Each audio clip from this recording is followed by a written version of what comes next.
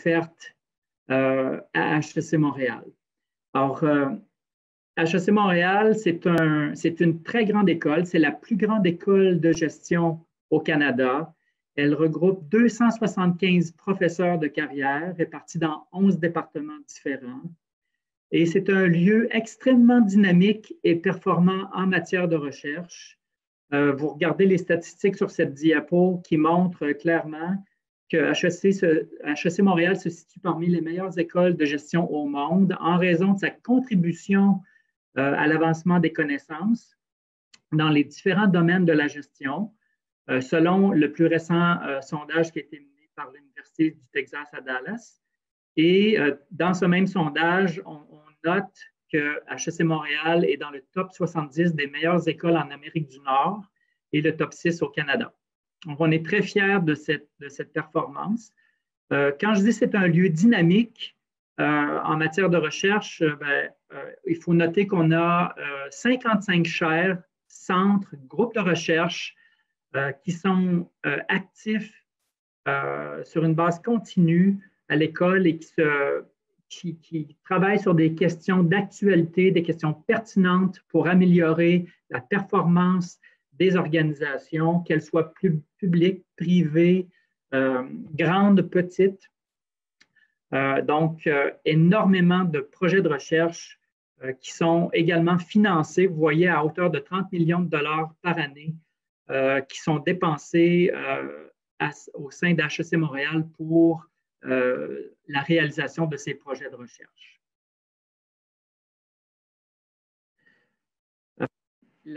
La rigueur et la qualité de la recherche qui est effectuée à HEC Montréal est reconnue à l'international, notamment à travers ce que nous, on appelle dans notre propre jargon la triple réussite.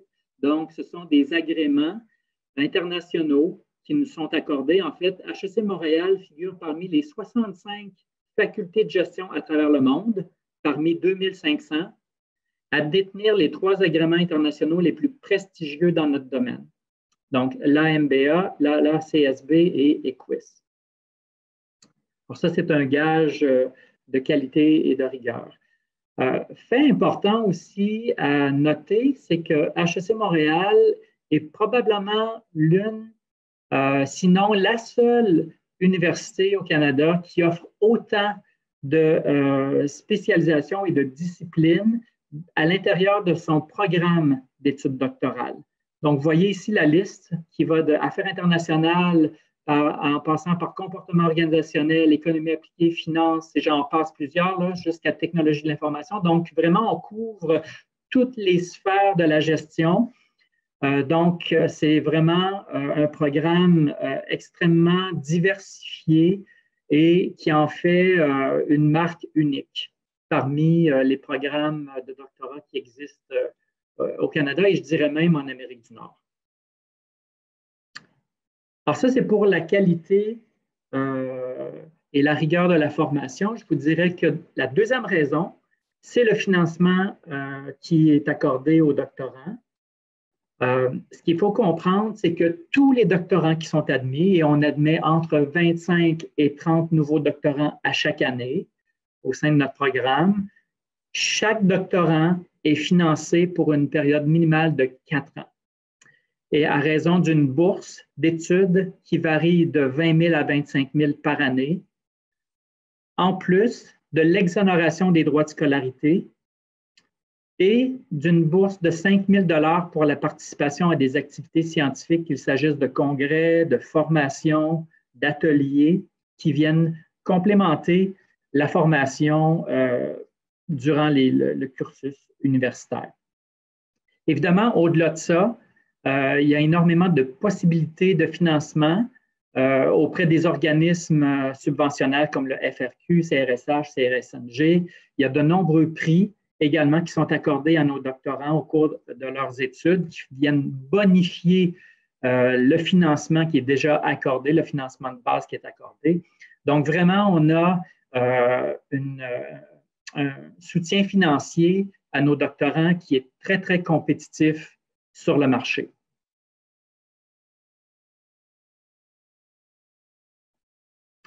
La troisième raison, L'expérience étudiante qui, à mon sens, est extrêmement riche et c'est un aspect du programme que l'on valorise énormément parce qu'il faut bien comprendre que faire des études doctorales, c'est très ambitieux et c'est un défi énorme qui est, on doit le dire, rempli de certaines embûches.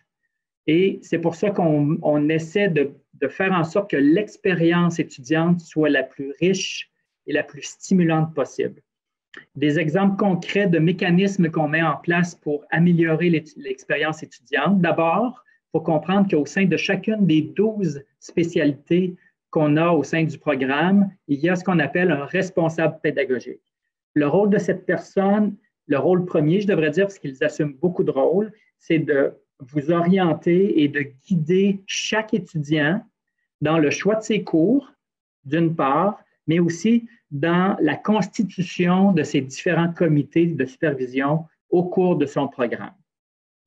Évidemment, le responsable pédagogique assume beaucoup d'autres responsabilités, mais disons que je vais me limiter à ça pour aujourd'hui. On a aussi, on met également en place ce qu'on appelle des ateliers d'intégration. C'est surtout destiné aux étudiants internationaux qui constituent, soit dit en passant, environ 75% de l'ensemble des étudiants admis au programme.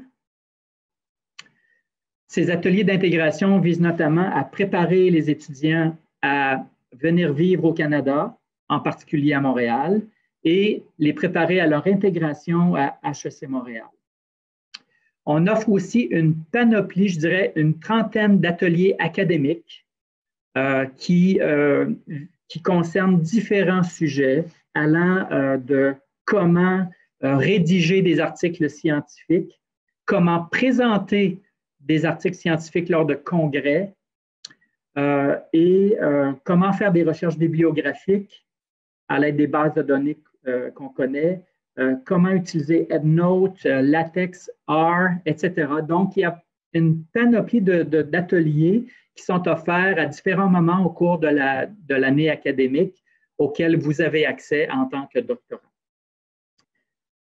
On valorise aussi parce que 80% de nos diplômés se destinent à une carrière académique. Donc, l'enseignement est une partie importante de ça. Donc, on tente de vous préparer le mieux possible à cette facette de la carrière. Et les mécanismes qu'on met en place sont nombreux, dont un atelier de préparation à l'enseignement universitaire et un programme de shadowing. Donc, pendant la 3e année, vous allez suivre cet atelier. Les étudiants suivent cet atelier et ils sont également jumelés à un professeur, vont assister aux séances de cours, vont avoir des périodes d'échange avec le professeur hors du cours. Et durant la 4e année, tous les doctorants ont l'opportunité, s'ils le souhaitent, d'enseigner un cours à l'école à HEC Montréal. On offre aussi le parcours linguistique en français. Donc, ça, c'est pour les étudiants dont le français n'est pas la langue maternelle. Donc, on a 6 niveaux de cours qu'on offre et les doctorants ont accès à ce parcours linguistique, qui est vraiment une valeur ajoutée de notre programme. Évidemment, l'association étudiante est très active et organise à différents moments de l'année des activités à caractère social, genre des barbecues, des 5 à 7, etc., étant donné l'importance que cette dimension-là prend pour les doctorants. Et finalement, évidemment, je ne pourrais pas passer sous silence la contribution, le rôle du service aux étudiants qui, au-delà de l'offre du soutien financier qu'on offre au sein du programme, vont également avoir différents programmes d'aide financière, d'aide psychologique et d'aide aux étudiants avec handicap. Donc, énormément de dimensions, de volets qui visent à enrichir continuellement, parce que d'année en année, on améliore, on bonifie l'offre de services qu'on donne à nos doctorants pour faire en sorte qu'ils ont vraiment une expérience unique à HEC Montréal. La 4e raison c'est la nature conjointe du programme. Donc, il faut comprendre que HEC Montréal fait partie d'un consortium qui sont les 4 grandes universités de Montréal. Donc, Concordia, McGill et l'UQAM, qui sont nos partenaires. Concrètement, qu'est-ce que ça signifie? Ça signifie que vous êtes un étudiant ou une étudiante à HEC Montréal, mais vous êtes partie intégrante d'un programme conjoint, ce qui vous permet d'avoir accès à une offre de cours étendue. Donc, vous pouvez suivre des cours dans chacune de ces 3 autres facultés de gestion. Et les étudiants de ces universités peuvent venir suivre des cours à HEC Montréal. La même chose au niveau de l'encadrement. Donc, éventuellement, vous aurez, si vous êtes admis, vous allez devoir constituer un comité qui va superviser votre parcours, le choix des cours que vous allez faire, éventuellement le choix d'un sujet de thèse, la proposition, etc. Et vous devez obligatoirement avoir un professeur qui provient d'au moins qui vient d'une de ces 3 facultés dans le programme conjoint. Donc, c'est vraiment... vous avez accès à énormément de ressources. Le corps professoral comprend au total 600 profs. Et ça, c'est un trait distinctif de notre programme qui fait l'envie de beaucoup d'universités ailleurs au Canada et, je dirais, en Amérique du Nord. La 5e raison est liée au taux de placement. Alors, notre taux de placement, il est à 100%. Donc, tous nos diplômés, on est tout près de 450 diplômés présentement et ils ont tous trouvé un emploi souvent, très souvent, avant même la fin de leurs études. 80%, comme je le mentionnais tout à l'heure, occupent des postes soit de professeurs ou de chercheurs dans une université ou un centre de recherche et 20% occupent des postes dans l'industrie. Donc, vous avez des exemples de titres de postes de nos récents diplômés. Ici, vous avez tout simplement une liste très, très partielle d'universités où nos récents diplômés sont présentement employés à titre de professeurs adjoints. Donc, des universités ici au Québec, ailleurs au Canada, en Amérique du Nord ou ailleurs en Europe, notamment.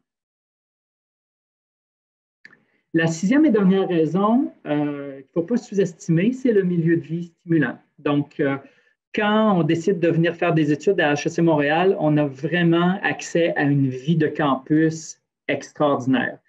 Donc, HEC Montréal, c'est 3 édifices, dont un en devenir, celui du centre-ville, qui devrait être prêt à accueillir les étudiants à l'automne 2022. Mais présentement, on a 2 édifices, l'édifice Côte-Sainte-Catherine, l'édifice de Selle, qui sont vraiment des édifices ultra modernes au niveau des technologies. Vous voyez ici quelques photos là, qui montrent le type d'environnement dans lequel on a le grand plaisir de travailler au quotidien. Je voulais mentionner l'importance de la bibliothèque. HEC Montréal dispose de la plus importante bibliothèque en gestion en Amérique du Nord, la bibliothèque la plus importante, la bibliothèque bilingue la plus importante. Évidemment, on ne peut pas passer sous silence également Montréal, qui est une métropole internationale reconnue à travers le monde depuis plusieurs années, elle se classe parmi les meilleures villes universitaires, devant Paris, Zurich, Sydney, Séoul. Donc, pour l'expérience étudiante, le classement de ces universités, j'ai parlé de nos classements à HEC Montréal, la désirabilité de vivre à Montréal et le coût de la vie qui est très raisonnable comparativement à d'autres capitales internationales. Évidemment, Montréal, bon, en temps de pandémie, c'est un peu différent, évidemment, mais en temps normal, Montréal est une métropole extrêmement vivante, reconnue pour sa vie culturelle, très diversifiée et sa vie sportive également, parce qu'on a plusieurs équipes professionnelles et on accueille à Montréal plusieurs compétitions sportives internationales de très grand calibre.